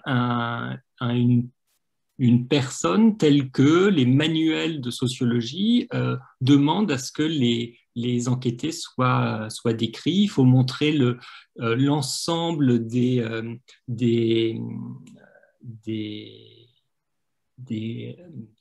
réseaux dans lesquels la personne est prise, et le prénom arrive comme une sorte de synthèse qui permet en fait de faire passer tout un ensemble de choses que les collègues n'osent pas parfois théoriser. Donc, ils vont appeler leur enquêté Fatou ou Karim sans théoriser le fait qu'ici, on parlera de classe ou de race ou d'ethnicité ou d'origine nationale. On fait passer en contrebande des éléments qui ne sont pas le support de l'interprétation. Donc oui, vous pouvez anonymiser comme vous voulez, puisque l'anonymat ne demande pas à ce que la réalité de l'inscription sociale de la personne soit maintenue. Et pourquoi garder le prénom quand vous voulez anonymiser? C'est pas nécessaire. Donc, j'ai écrit un article sur ce thème qui s'appelle « Le petit peuple des sociologues », qui est maintenant en accès libre sur Kern, où j'essaye de comprendre les raisons pour lesquelles les sociologues se sont mis cette contrainte à l'anonymisation par le prénom. Et enfin, les raisons qui expliquent la prédominance du « a », c'est un peu la même chose. Vous avez, aujourd'hui, les parents donnent des prénoms à leurs enfants qui sont des prénoms vraiment associés à une classe d'âge ou presque à une cohorte de naissance. Et eh bien,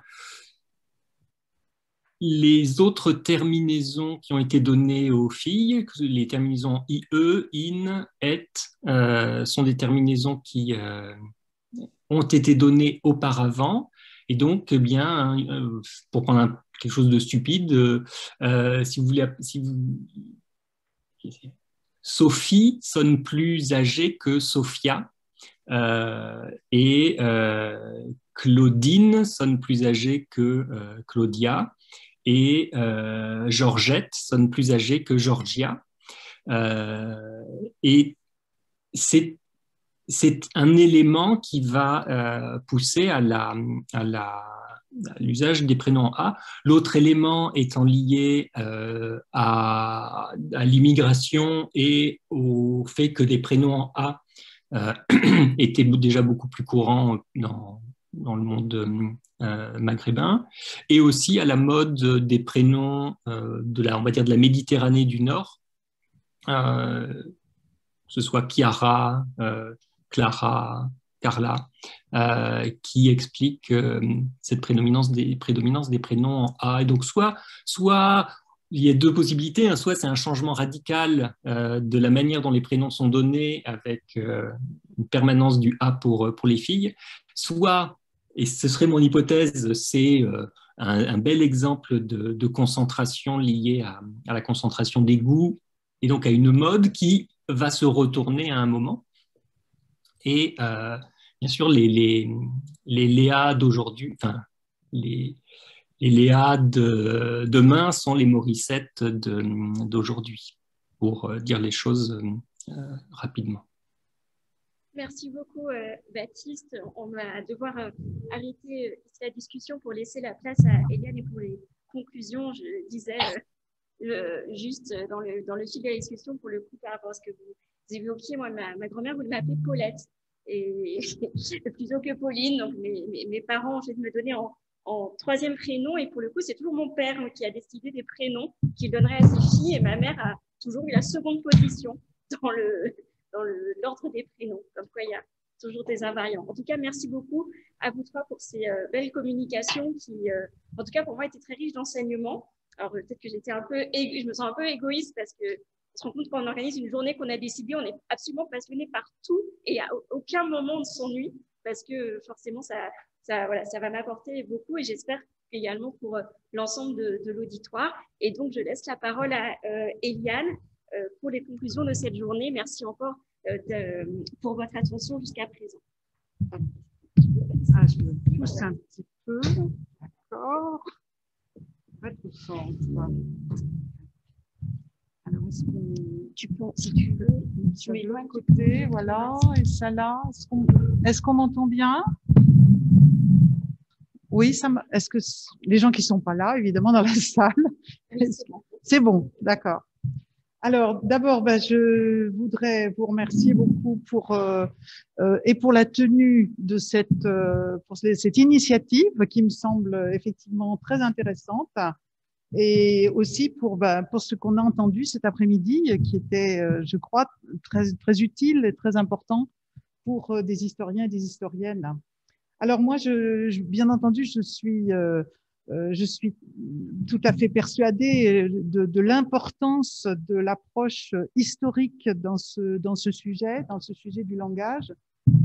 Moi-même, j'ai rencontré ce sujet en faisant des études d'histoire et en rencontrant justement notamment au XVIIe siècle, quand j'ai été amenée à travailler sur le XVIIe siècle et les relations de pouvoir entre les hommes et les femmes, le fait que les arguments que je voyais dans les études que je faisais sur la querelle des femmes, ce qui est là depuis le XIVe, XVe, XVIe siècle, des arguments qui avaient été forgés pour d'autres domaines, pour la question est-ce que les filles peuvent aller à l'université, est-ce que les filles peuvent exercer tous les métiers, les femmes peuvent exercer tous les métiers, ou bien est-ce que les femmes peuvent gouverner, ou bien est-ce que les femmes peuvent partager l'autorité dans la famille.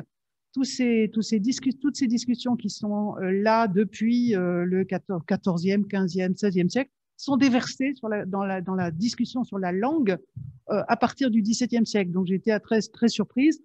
Et effectivement, j'ai été amenée à regarder les textes normatifs, les remarques sur la langue, les grammaires. Et je crois que j'ai vu des choses qui avaient été peu vues jusque-là. Et je pense que maintenant, c'est assez, les choses commencent vraiment à bien avancer. Je crois que beaucoup de linguistes et d'historiens de la langue se sont saisis de ces sujets. Et je pense qu'on a déjà beaucoup progressé depuis quelques années et ça va continuer. Il y a des études, il y a des thèses en cours, il y a des colloques, des numéros de revues qui se multiplient depuis quelques années. Je pense qu'on va avoir une vision, enfin une rencontre justement de ce que tu proposais aujourd'hui, ce que tu souhaites aujourd'hui, cette espèce d'interdisciplinarité.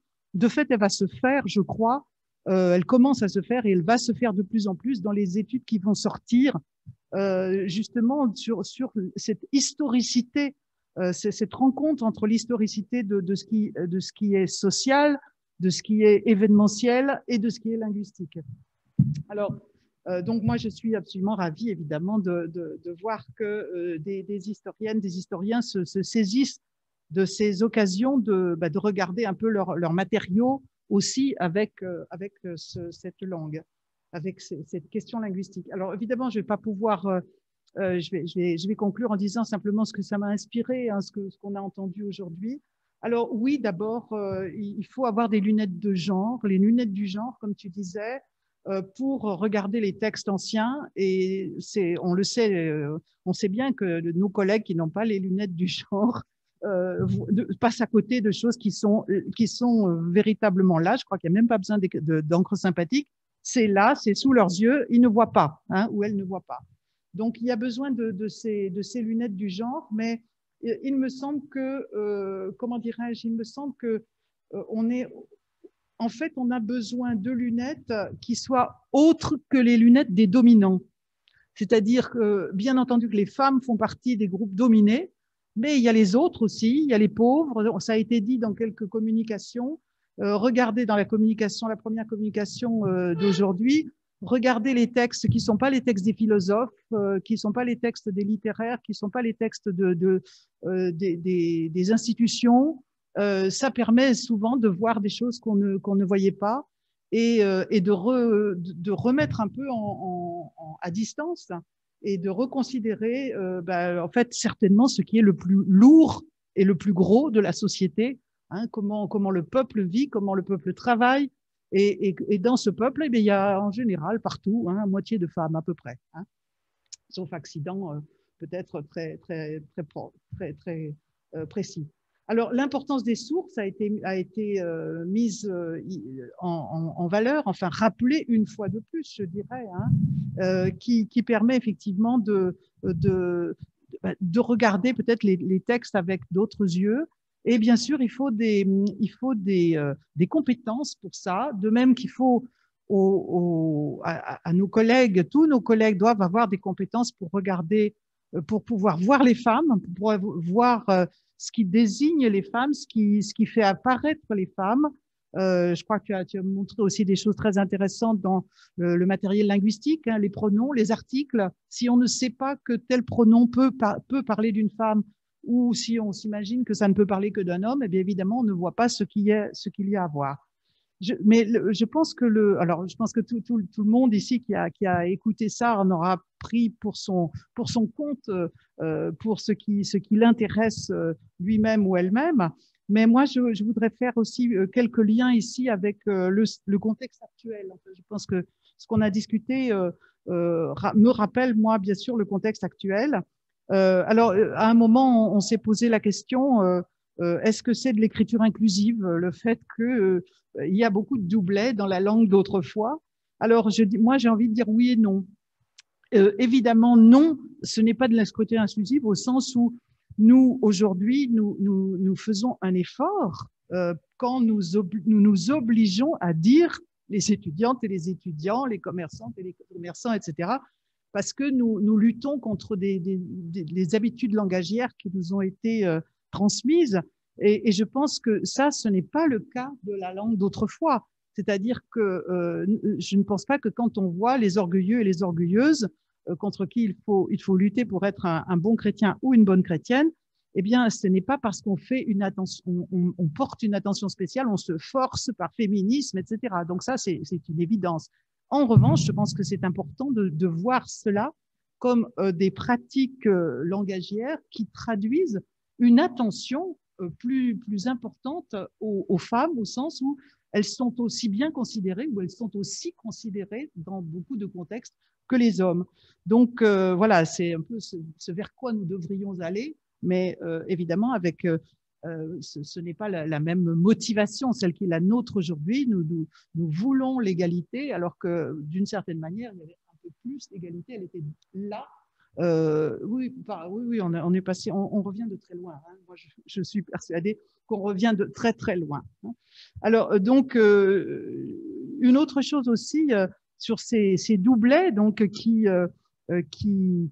témoignent de la prise en compte tout simplement des femmes dans l'espace social, dans l'espace du travail, dans l'espace et donc dans l'espace de la langue, puisque la langue est une pratique sociale. Hein. On n'a pas parlé du tout, il faudra, je ne sais pas si ça vient, mais on a d'autres preuves de cette plus grande égalité, c'est la pratique des accords. On n'en a pas parlé du tout, mais ça fait partie de ça aussi, le fait que traditionnellement, même si ça ne va pas aussi loin qu'on le voudrait, parce que la société d'autrefois est une société sexiste, hein, il ne s'agit pas de se faire des illusions, mais peut-être moins sexiste que la nôtre, c'est là que la question peut être posée.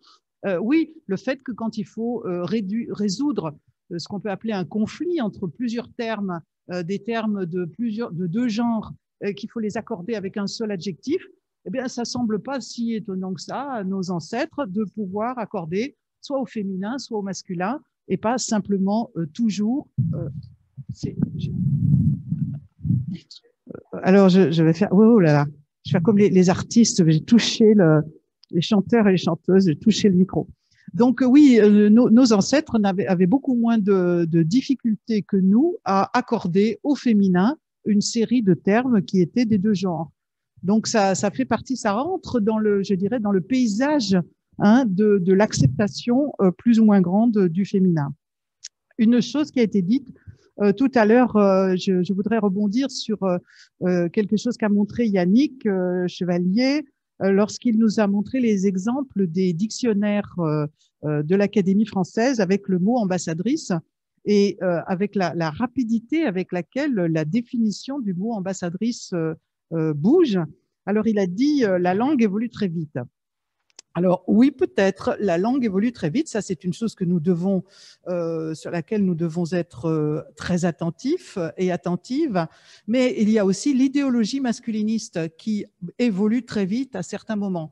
Et dans cet exemple particulier, enfin moi je fais l'analyse que un grand nombre de préconisations, d'interdictions, de remarques normatives auxquelles on assiste à partir du milieu du XVIIe siècle sont une réponse à l'avancée des femmes sur le terrain de la société, sur le terrain des lettres, dans un certain nombre de domaines où les hommes ne voulaient pas les voir, en tout cas les hommes qui, pas tous les hommes, mais les hommes qui produisent ces interdictions ou ces analyses ne voulaient pas les voir. Eh bien, je pense que sur la question de l'ambassadrice, c'est exactement pareil, puisque effectivement, dès la mort de Louis XIV, qui avait des ambassadrices, eh bien, la définition dans le dictionnaire de l'Académie change, mais il se trouve qu'il y avait encore des ambassadrices sous Louis XV. Donc là aussi, il faut faire très attention aux textes normatifs. Les textes normatifs peuvent refléter des évolutions de la langue, mais ils peuvent aussi essayer de les influencer. Et donc là, on doit vraiment toujours comparer à la fois ces sources normatives et les pratiques réelles. Dans ce sens, moi, je pense que le progrès de ce qu'on appelle le masculin générique, que moi j'appelle plutôt le masculin hégémonique, ce progrès-là doit être, me semble-t-il, en tout cas, ce sont des hypothèses que je fais et que j'offre peut-être aux gens qui vont faire des tests, puisque pour moi, c'est terminé, n'est-ce pas? Donc, je pense que le progrès du masculin générique, en fait, est le résultat de deux choses. Ce sont les hypothèses que je propose. La première chose, c'est l'avancée, l'arrivée des femmes à partir de la fin du XIXe siècle sur des terrains où elles avaient été interdites, dont elles avaient été interdites pendant des siècles. Les terrains, parce que tout simplement, elles ont réussi à arriver à l'université, donc elles ont des diplômes, donc elles arrivent dans des métiers. Et puis, au milieu du XXe siècle, elles arrivent dans des fonctions, la magistrature, la haute fonction publique, les fonctions politiques. Et le fait que les femmes, à partir de la fin du XIXe siècle, réinvestissent, moi je tiens beaucoup à dire réinvestissent, ou investissent des domaines qui avaient été masculinisés pendant très longtemps, produit le fait que pendant longtemps on ne les voit pas ou on ne veut pas les voir, et donc on continue à parler au masculin. Simplement, quand on parlait au masculin, par exemple, des citoyens à la fin du XIXe siècle, ça ne semblait pas un problème, parce qu'il n'y avait pas de citoyennes. Enfin, je veux dire, il n'y avait pas de femmes qui votaient. Donc, par contre, à partir du moment où les femmes votent, on continue à parler des citoyens. Et à partir du moment où les femmes sont doctoresses, on continue à parler des docteurs. C'est-à-dire que du point de vue des pratiques, on fait comme si... oui, bien sûr, maintenant, il y a des femmes. Enfin bon, on continue de parler comme avant. Et puis, à côté de ces pratiques qui pourraient peut-être être analysées comme soit la suite de vieilles habitudes peut-être d'un petit refus d'admettre qu'il s'est passé quelque chose, que maintenant il y a des femmes, etc. À côté de ça, il y a des théories qui sont produites. Et la théorie du masculin générique, elle n'a pas été produite par le peuple, elle n'a pas été produite par des chauffeurs de bus qui voyaient arriver des chauffeuses de bus. Elle est produite par des linguistes, elle est produite par des intellectuels, et elle doit être analysée, à mon avis, comme un produit d'un refus qui est bien plus net dans ce domaine qui produit les théoriques, exactement comme les grammairiens du XVIIe siècle ou du XVIIIe siècle. Les gens qui produisent les théories au milieu du XXe siècle sont encore très majoritairement des hommes et qui ne sont pas forcément très contents de voir des professeuses arriver à côté d'eux et peut-être les pousser un petit peu sur la chaise. Donc voilà, moi je pense qu'il faut vraiment aujourd'hui que les historiens de la langue, les linguistes, voilà, non seulement rencontrent les historiens et les historiennes du genre, du pouvoir, etc., mais expliquent tout ça à nos contemporains. Nos contemporains et nos contemporaines ont besoin de comprendre ce qui se passe aujourd'hui. On le voit dans les polémiques sur la langue depuis une quarantaine d'années. Il y a beaucoup de gens qui ne comprennent rien et qui ne comprennent rien, pas parce qu'ils ne veulent rien comprendre, parce que c'est assez facile à comprendre, mais parce que nous avons des gens qui tiennent le discours et qui essayent de semer une confusion quand même assez noire. Et notamment, je pense qu'en ce moment, il y a une actualité très précise qui est celle de réintroduire justement les doublets, se mettre à parler des étudiants et des étudiantes, se mettre à parler des travailleurs et des travailleuses. Et cette pratique est, comment dirais-je, est combattue d'abord je dirais, d'abord chronologiquement, je vais dire, je rappelle que la circulaire d'Édouard Philippe en 2017, à la fin de 2017, une circulaire qui est extrêmement floue, confuse, qui quand on arrive à comprendre ce qu'elle raconte, d'abord c'est la première circulaire qui est adoubé la théorie du masculin générique. Jusqu'à présent, les circulaires de l'État ne se prononçaient que sur la féminisation des titres, c'est tout. Celle de 2017, pas de l'année 17, mais de 2017, parle du masculin générique, qui est défini d'une manière erronée et complètement stupide, mais elle interdit aussi les graphies, c'est-à-dire on s'imagine que ce qui est dans leur ligne de mire, c'est le point médian. Les graphies dans le journal, dans les textes apparaître au journal officiel. Or, dans la réalité, depuis 3 ans, ce ne sont pas les points médians ou les parenthèses ou les traits d'union qui sont exclus du journal officiel, ce sont les doublets.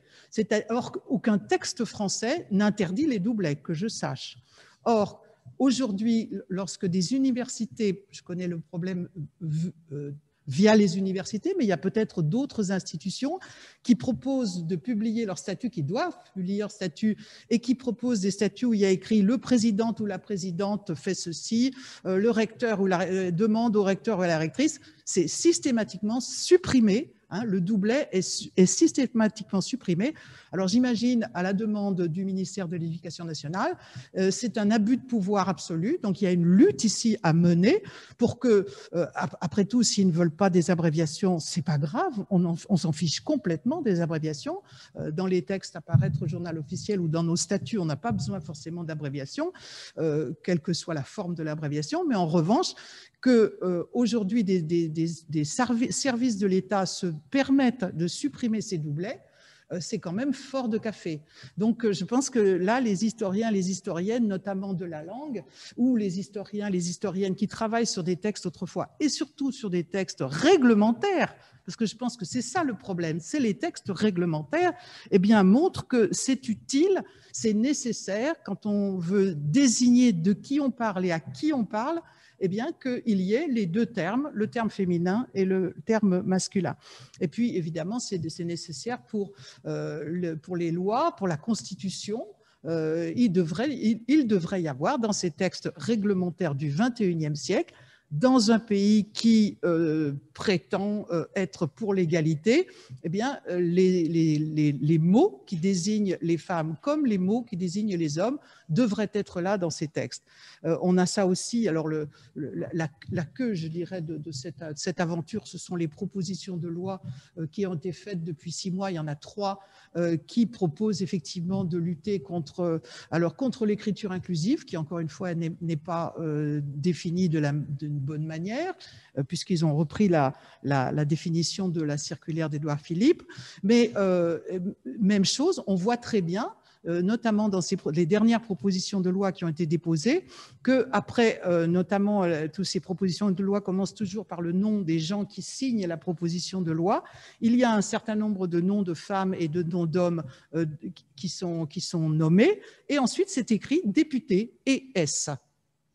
Donc, il y a aujourd'hui je dirais que nos adversaires, les adversaires de l'égalité, poussent le bouchon encore plus loin que jusqu'à présent, où quand même on avait droit à ce petit E entre parenthèses qui était humiliant, certes, mais enfin c'est déjà mieux que le masculin pur.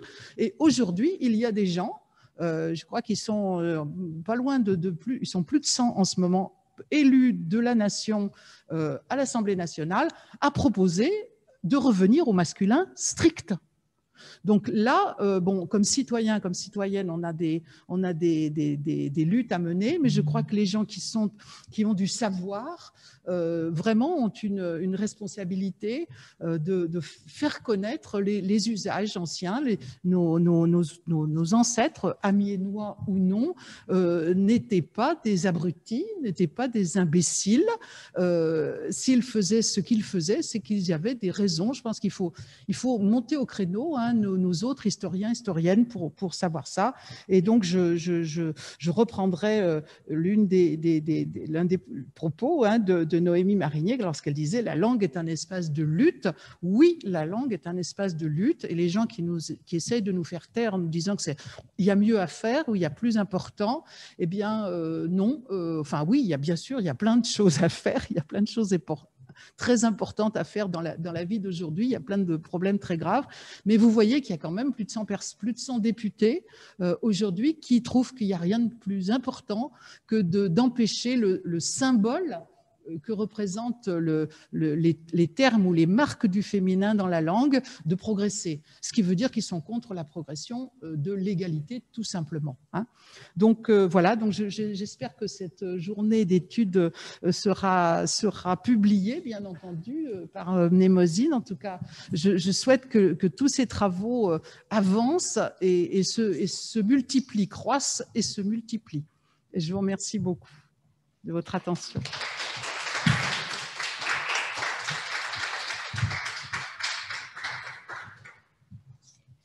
Merci beaucoup, Eliane, pour ces conclusions qui ont bien résumé voilà, chacune des interventions, en tout cas qui ont fait référence et qui ont également rappelé l'importance de l'actualité brûlante. Donc, merci infiniment à tous et à toutes pour votre participation à cette journée. On termine à 18h01. Donc on a tenu le chrono, on ne va pas abuser de votre temps. Voilà, certains en plus sont comme moi, notamment Julie, un certain nombre de membres du CA et aussi parmi les participants sur Zoom depuis 10 heures. Voilà, merci encore une fois que cette journée ait pu se tenir et bien se tenir.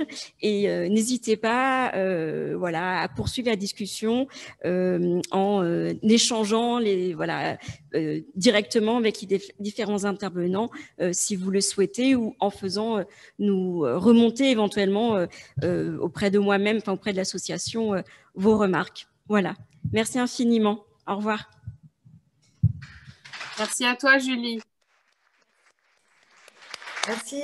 Merci.